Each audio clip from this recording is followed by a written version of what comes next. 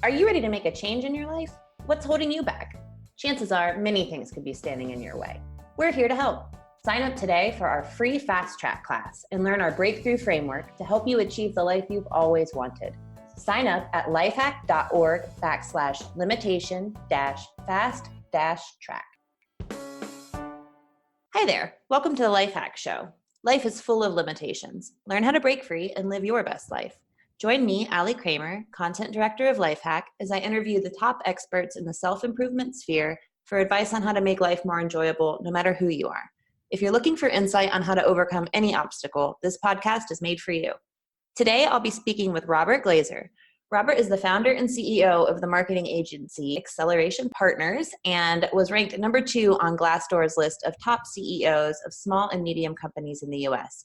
He's also the author of the newly released book, Elevate: Push Beyond Your Limits and Unlock Success in Yourself and Others, which we'll be diving more into in this episode.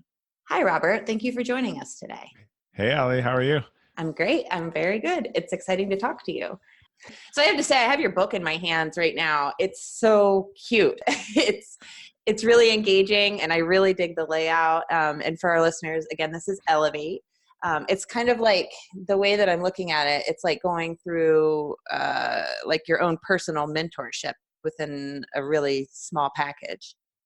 Yeah, and you have the advanced copy, right? Yeah, exactly. I actually just got the real one today for the first time. It's so much better. I had never seen an advanced copy before. I'm like, oh god, this looks very rough. So it's like a one-piece hardcover. It's all glossy. So I actually, the authors are like the last to get the book. So I just got mine today. Yeah, understandable. Which was fun. Cool. But yeah, the focus is on a leadership series and the belief that people aren't reading these long books, or the books are made long to sort of fit an objective and a price point, and that we want people to be able to sit down and like get value in an hour and take action. An hour, that's about how long it took me to go through it, I think. Although there was points where I was just kind of, I love it. I'm trying to illustrate it for the readers. There's action steps in the end of each chapter. It goes through, obviously I'll let you kind of explain more about this book, but and I love the color scheme as well. So everything looks great. Thanks. Yeah, I'm excited about it. Very cool. So, okay, let's let the readers in on who you are. Could you introduce yourself to the listening audience, give them some background on what you do and how you got there? Sure. I am the founder and CEO of a company called Acceleration Partners. We are a affiliate and partner marketing firm. We help brands build relationships with partners who deliver outcomes on a performance basis. We are one of the largest, I think, remote companies now, probably in the U.S. We have 160 people globally, and have been fortunate to win a lot of best places to work awards. Have really focused on not only delivering a great product and service to our clients, but as a services firm, that starts from having a good culture and working on developing and building our team. Most of our leadership is all sort of homegrown, and that's something we're really proud of. Very nice. So let's talk about Elevate. What is this book about, and why should people pick it up? Yeah, I mean, the book's about how to get better, and it's on this principle of capacity building around 4 elements of capacity, which are spiritual, intellectual, physical, and emotional. And really, it's a framework on how to improve. And it came out of an email. I had started this Friday. The evolution was sort of twofold. I had started an email every Friday to my team with a kind of inspirational thought or something that pushed them a little bit, or thinking outside their comfort zone. And I started sending it for a few months. I didn't think anyone was, we were 30 or 40 people at the time. I didn't think anyone was really reading it. Right. But then people would respond, and they'd tell me, oh, I forwarded this to my dad and my brother. And I actually shared that I was doing this with a couple of CEOs and recommended they do it. And I sent them my copy, and some wrote their own, and some just started forwarding mine. And so eventually I had other people kind of ask, like, if I could include them on it, and kind of got beyond the BCC. And I made it so anyone could sign up for it and put the old ones on a website. And someone wrote an article about it who had seen me speak at a conference and got on the list. And it just started kind of blowing up and traveling all around all around the world and in companies. And a couple of years later, there was 100,000 people reading it every week. So that's amazing. What was in these emails? It was so great for people to want to share. Well, yeah. I mean, I didn't really know why. So part of it, I went to write a compilation because I had all these people now, and I felt like they hadn't seen. It's kind of like they're hearing your latest music, but they didn't hear the stuff you wrote earlier. And my agent was like, yeah, no one likes a compilation. Like, what's the story here? And so I started digging in, and I realized that these emails were impacting people. They were helping them to change. They were improving. Like, strangers were telling me they were making changes. And what I realized was, like, I sort of like was looking into the why. And what I discovered was that what we had been doing internally had the same impact externally, which was they were focused on capacity building and stories of capacity building across these 4 dimensions. And it took me like a year to sort of settle on these 4 and isolate it. But then I realized I could organize all of these Friday forwards into one of these categories or more, and that they were all examples of really some element of capacity building, and the belief that we all can do a lot more. I think we just don't know necessarily the how or the why. And I like frameworks. And for me, like, this was just a pattern I had seen across when I looked at our companies and how we were building people up holistically. And I looked at strangers that were reading these notes and making changes, that this was a framework for really how to get better holistically. And all high performers, high achievers I had sort of seen were really good at these 4 things and worked on them constantly. That's fascinating. So these 4 elements of capacity building are spiritual, intellectual, physical, and emotional. Can you kind of explain a little bit more about that, or even maybe back up a bit? And for anyone that got lost at the phrase capacity building. Yeah. So capacity building is really, it's how you get better. And it's the method by which individuals seek to acquire and develop the skills and ability to perform at a higher level. In what I say is in pursuit of their innate potential. So if you think of like physical capacity, you think of weightlifting. So if I take a dumbbell and I lift it every day for 3 months, at the end of 3 months, I'll be able to lift more weight with less energy. Right? I mean, I've built my capacity physically. That's the analogy here, in terms, I don't think people, there's this notion, oh, I'm smart or I'm not smart, or I'm good at this or I'm not at this, or I have good or bad relationships. It's actually the same process to improve in these other areas. It's just, it's more mental weightlifting than it is physical weightlifting. That's a good way to visualize it. Okay, so how do these areas, and it seems pretty obvious to me, this is a holistic approach, right? Spiritual, intellectual, physical, emotional. How do they all kind of come together to contribute to self-improvement? Sure. So I think they go in order. It would be helpful if I outline them quickly for everyone. Awesome. Yeah. So spiritual is not religious. I think of spiritual capacity as understanding who you are, what you want most, and the standards you want to live by each day. It's really about your core values or your core purpose or your why. Intellectual capacity is how you improve and your ability to think, learn, plan, and execute with discipline. So things like commitment to improvement, having a growth mindset, being proactive, setting goals, establishing routine, habits, accountability, all of that stuff.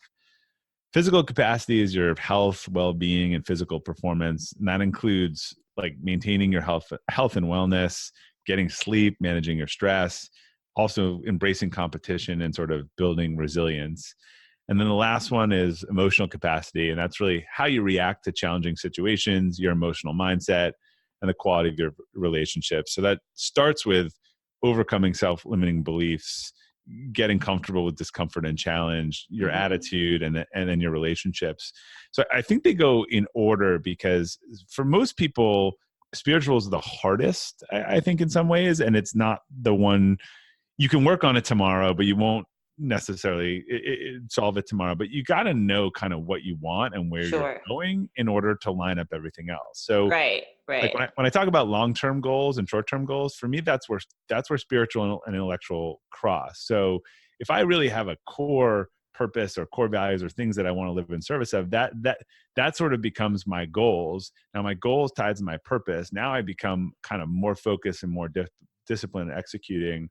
I need to be healthy then to sort of carry through with that. I need to have energy. And then how I relate to the world around me and how I deal with feedback and setbacks and all these things will really determine my success. I joke about like the first three are, if it was a race car, spiritual is like, what's the car you want to build? Intellectual is kind of like designing the car. Physical is like testing it and practicing with it. But emotional is like putting it on the racetrack with other cars. Right. Yeah. And some people, right? So sometimes that stock car will not do well, like in the presence of some people really wilt under that, and other people thrive under that.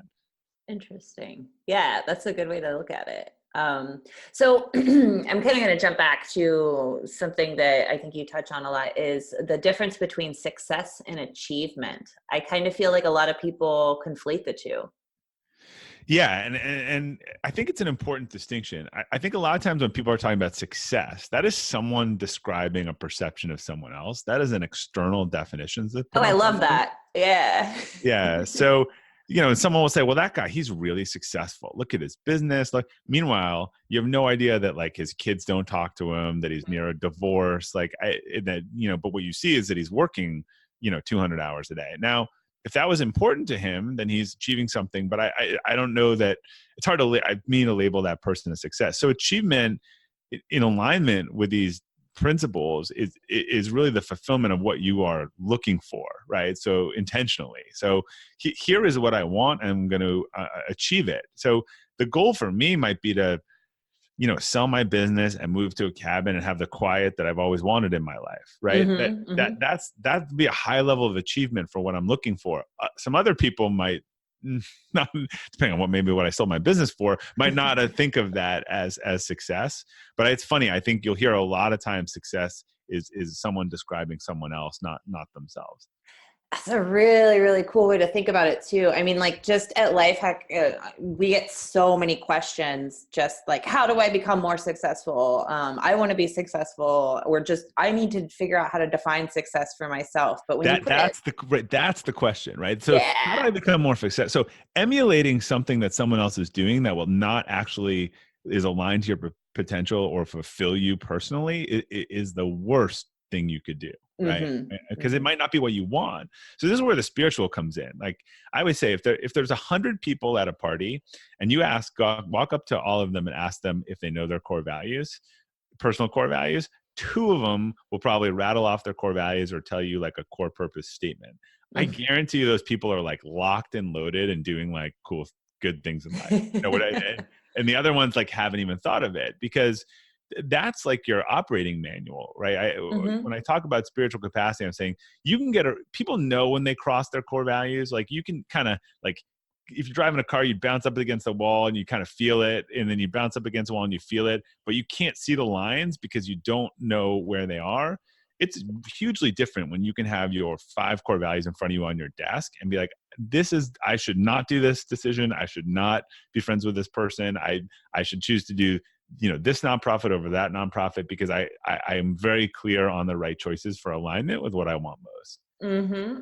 Absolutely. So you're saying like the most essential part of kind of achieving what you want to do in life is to figure out where you're going or your purpose. Who you are, like what's that instruction manual, as I said in the book, that no one gave you, when you were born, but why are you here and what are you really good at? What are the values that you really want to live by? I mean, the interesting thing is that if you're not really strong in your spiritual capacity, but you are good on your intellectual, physical, and emotional, you could be that successful person, right? You've got great discipline, you're healthy, you've got all this stuff figured out in your relationships, you are like crushing it, except it's not actually making you happy, right? Or fulfilled. Right. You feel empty, or there's something missing. Hey, you feel empty, or you're following that playbook that you were told to follow, that paint my number career thing that's just actually not what you want to do. It's what society projected for you as success. So that's why I really struggle. Like now, if you hear people say like, how do I get to be successful? How do I do that guy's doing that? Like that is the wrong question. Right. So I have to ask, I'm thinking about this. How did you come to this I'm guessing that, being the CEO of your company and doing all this writing and kind of sharing things, is that part of your purpose? And did you have any kind of struggle trying to determine what that was in your own life? Yeah, so I had a real inflection point. I talked about this in the book about 5 or 6 years ago. I went to a pretty deep leadership program for a few days. I thought we were going to come out of this and being told that, here's how to manage people and here's how to lead and here's what you do. And the first couple of days were really like a big mirror up against you. It was like, Mm. who are you? What do you want? And what are your values? And I really couldn't articulate them. And I was doing pretty well at that point, and was led by a man named Warren Rustan, who's just incredible creator of leaders and has gone on to become a mentor of mine. But within 6 to 12 months, I was really clear on the core values. A year later, I became clear on the purpose, and then it sort of like illuminated everything in reverse for me. Like, what happens when you figure this out, it's like if you kind of lay it backwards on your life, you're like, oh my God, everything makes sense now. I understand why I didn't like that job, but I like that job. And so for me, my core purpose is to share ideas that help people and companies grow. And so I've been doing that for a long time. But now that I know that's what I'm doing, it's like when I started Friday Forward and everyone said, well, why are you doing this? And it has nothing to do with the business. And it doesn't make any money. and Right. but I was like, but I looked at my values and I'm like, but this is really aligned with all of my values. And it's the thing I will do it happily at night, at 7 o'clock. And really the impact that has had on my business and career and otherwise is so much more than I could have expected. So yeah, I had that moment years ago. I think I was good at these other things, Mhm. but again, when you solve this and the puzzle all comes together, you know where to apply your intellectual capacity, right? So what is it that I want to, where do I want to do my thinking? What do I want to learn? Like, what do I want to execute with discipline? Now I'm more clear about that. And so it all just works better. Right, right. So you have this framework that you kind of go off of. To get a little personal, what's the most important change you've made in your own life as a result of the lessons taught within Elevate? Yeah, I think it comes back to that spiritual thing and the core Uh-huh. values. And there's a lot of, I always say capacity building is not about doing more. It's about doing more of the right things.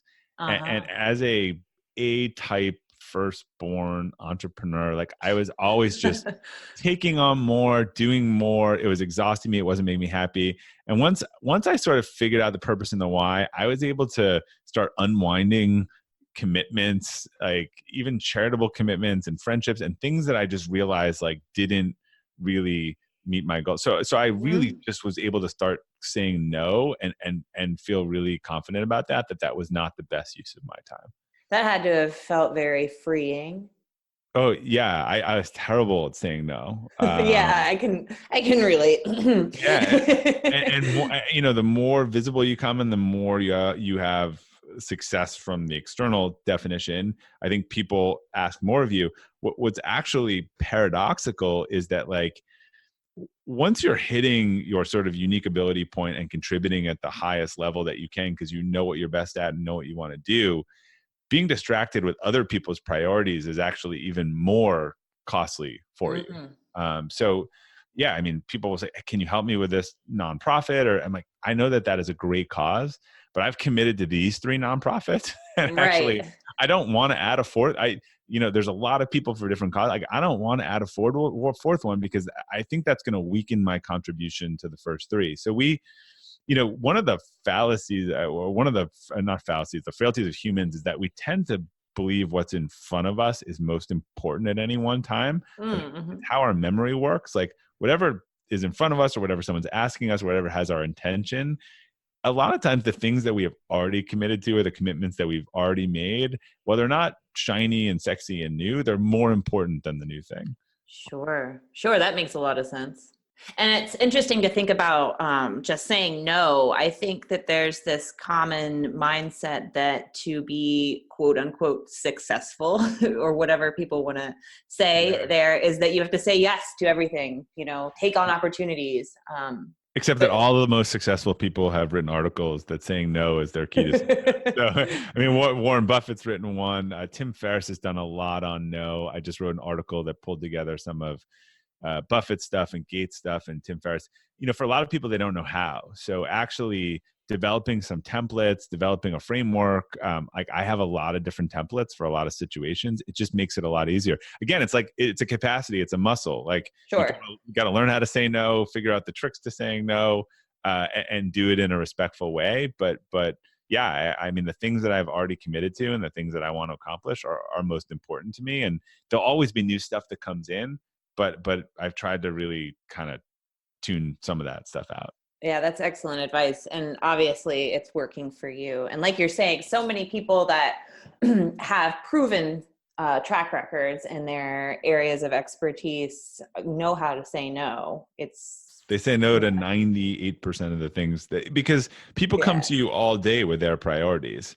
And look, this is how you do it. You don't have to be rude. Again, templates help, but it's just, for a lot of people, it's they just need to give up the guilt.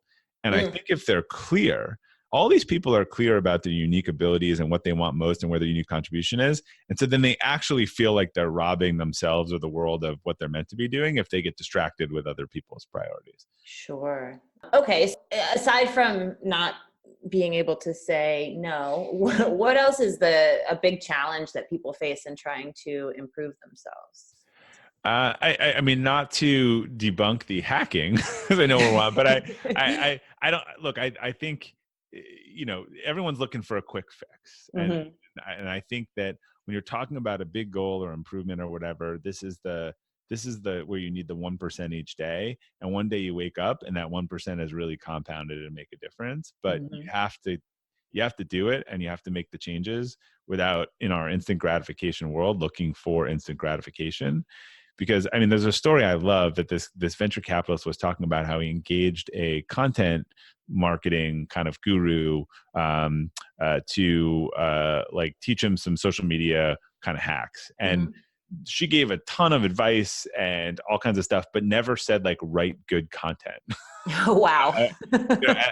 As a thing. So we're all looking for the quick thing, and yeah, they're definitely like shortcuts and 80/20s and sort of hacks that make sense, but you have to do the work, and you can't. And the things that really, I think, have the best results for us to take time. So people don't get the big goals. I mean, the example I always give is like, everyone says, "Oh, I want to write a book. You wrote a book. I want to write a book." I used to say that, right? Everyone, like, I don't have time. Well, that's just not true, because show me your calendar. Because 3 years ago when I wrote my first book, the only difference that I made in writing and not writing that book was that I was at an event with a bunch of CEOs. I decided I wanted to do it. I said to everyone, I'm going to write a book by next July. And once I said that, it just became how I was going to do it, and not, talking about it. And so people will say all the time, well, tell me about that time. Because for someone who's not a professional author, you don't go lock yourself up in a cabin. A book gets written like a page a day over 2 months. For 30 minutes, you can get a page out. Or you can scan through Facebook and look what people are eating for lunch. Exactly. for 30 minutes. But in one day, it doesn't seem like a big difference, but applied over 120 days, it's the difference between knowing a lot about what people are eating for lunch, or having 150 pages of a draft book. And you're just giving yourself an excuse if you say you didn't have the time, versus you said, I did not use the time I had wisely. Because if the book is the most important thing to you, then get the hell off of Facebook and write Own it. Like, own your time. That is our number one company core value at Acceleration Partners, is own it. Oh, lovely. I like that. And it's true too, because you can't ever get that time back. And what on earth, it's amazing. I kind of think back to like the olden days before smartphones and stuff. Yeah. It's like, we probably had, I'm sure there was definitely distractions. There was newspapers, magazines, books, whatever, but it wasn't just like eating at our attention all the time to turn off the alerts. Like the easiest thing you could do, like turn off the alerts, turn off the sounds. There's so much data that our brain's not even wired for this much stimulation. And look, that person that you're talking about is really successful or whatever, they don't have any more hours in the day than you. Exactly. So they're not, I mean, no matter what hacks they use, there's no more hours in the day. So when we just stop with these excuses, we can actually look at what we're doing and reallocate our time. And this is the huge difference between person A and person B. It's the allocation. If I know what I'm clear and I allocate that 30 minutes and that hour and that extra, I'm 300 hours, in a quarter more in that one direction, while the other person is just all over the place and has no idea where that time went. Right. Right. So like you're saying, just kind of, you have to get started with somewhere, and it's much better to start on a book than, catch up on what Aunt Hilda is posting on Facebook or whatever. If a book, right. This comes back to, though, I don't want to project. If a book Sure. I just hear so many people say that. If a book is really important to you and you want to write a book, then you should be spending more time writing than scanning through Instagram and Facebook. Right. Unless you're looking for inspiration on your writing, because now you're just not aligning what you're saying and what you're doing. If it's really important to you to know what everyone else is doing and that actually fulfills you, then that's what you should do, with your time. But it's more frustrating when I just hear the excuses about, well, I couldn't do that, or I don't have, like, I used to use these excuses. Sure. I know these excuses. And it's just, the whole point of Elevate is that when you're seeing this person or these archetypes that you built up that has some advantage over you, they don't. They are the best version. They are becoming the best versions of themselves. And it is something that you can do, and you are letting yourself off the hook by believing that they have something that you don't. Yeah, definitely. Because we're all capable of it, whether it's a book or a new career or improving a relationship or getting a promotion at work. And I like how you said that once you said you were going to do that, it made it made it real for you, or it was like, I tell this story all the time. I don't think they totally understand. I said the only difference between me writing a book and not writing a book was I changed my vocabulary from I want to write a book to I'm going to write a book. And once I did that and put a date on it, I actually took away the excuses. I called 3 people that wrote books. How did you do it? Who did you use? Within a month, I had 2 companies. I interviewed both of them. Boom. I started writing a book. Like, that was, it just, I don't, where that time would have gotten filled otherwise, I might never know. Yeah. So, I mean, like, one thing I think about a lot too is the people that we surround ourselves with. Did you have any naysayers when you started saying, I am writing a book? Were they like, oh yeah, good luck with that? Or, anything that kind of, or did you have more supportive people in your life? I know that definitely makes a difference to some people with achieving goals and such, is kind of the environment that surrounds them. Yeah, this gets emotional capacity. I do not keep any naysayers in my core values. I have no sacred cows, like family, anything. Like, I just don't believe in sort of negative energy and energy vampires. But you'll meet people externally all the time at events or otherwise. So I talk about this a little bit in the book. One of my favorite principles, and if you haven't read this book called Mistakes Were Made But Not By Me, it's one of the most important books I've ever read. And it's on cognitive dissonance and how you can see this and understand it. So when most people are being naysayers or saying to you, well, I couldn't do that, or you can't, or trying to sort of ding you, it is about them. It is not about you. They're struggling. Well, how can he write a book and I'm not? I'm smarter than him. So I'm gonna start telling him all the reasons why, like, a book doesn't work. You have to recognize this principle of cognitive dissonance everywhere, which is that people can't really they struggle to hold these 2 opposing thoughts, in their head. And so they try to insulate themselves against their own mistakes. And so much advice that people give us is just loaded with their own baggage. Like, I'm going to run a triathlon. Oh, aren't you kind of old to do that? Or what? Like, it has nothing to do with me. It has to do with that person. Like, my wife, when my wife decided to run her first, I can't believe you're doing this. And I'm about friends and other people. And it's like, it was just because they didn't think that, they were surprised that she thought she could do it because they never thought about that in themselves. Right. So they're projecting their own insecurities right onto you. Everyone. Exactly. They are. And so once you understand this principle, you see it everywhere, and you become very wary of advice, because, like, I remember my daughter was going to sleepover camp, and there's, we were looking at single sex camps or co-ed camps or camps in this region and camps in that region. And surprise, everyone's advice was based on where they went or what their kid did, whether they thought that single sex camps were right with her or co-ed camp was right or camps in Massachusetts was right. It had nothing to do with my daughter. Right. All the Right. advice I was reading this book as she was getting this advice. All of the advice had to do with everyone's decisions that they had made and justifying them. Interesting. And it all goes back to what you're defining as success and, staying true to yourself and figuring out what path you want to be on and why that's important to you and sticking to it. Yeah, and then all that other stuff falls in line, right? Around your goals, your planning, all that stuff gets better if you decide, if you have real clarity that that's the most important thing to you. If it's not important, then it's really hard to get motivated around it and to make those decisions. And emotional capacity is really hard when you lock in on this stuff. When you lock in on your spiritual capacity, intellectual, physical, and you know what you want, and you have these sort of negative or neutral energy people in your life, you just, they start sticking out like a sore thumb, and you're like, Yeah. you got to go. And not part of this is, I explain this. You don't have all these like breakups. You don't have all these like, dramatic bridge burning things. Just stop giving energy and making plans to relationships that don't add any value to your life. The Yeah. people you catch up with every year, but that you just don't really want to catch up with, but you do Right. the thing and you're like, well, again, that's 2 hours that you could have been writing your book. Exactly. It's just, it goes back to saying no. No to you, no to this, no to that.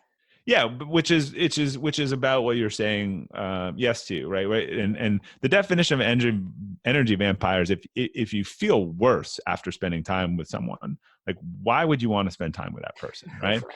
The people every time, like, how are you doing, which is just the thing we do. Oh, I'm okay. Like, oh Yeah. God, why did I ask? Like, Right. Right. it's like, just remove yourself from that cycle. So Yeah. someone, a guy who just had on my podcast, Don DePonde, the very well-known monk, he's like, I don't ask people how they're doing because I don't, he's like a Buddha, he's a spiritual, he's a Hindu priest now. Like, he's like, I don't want to know. And I know some of the answers. I just don't do that formality. I like that. Yeah, that's a good piece of advice there. Um, okay, so I'm hoping that the listeners out there are just as fired up about this book as I am.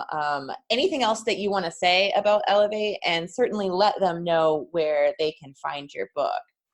Sure. As you said, it's you can read Elevate in an hour at the end of each chapter. There are things you can do tomorrow. There are things you can work on over the next quarter. And we even have a link to resources that will be updated over time.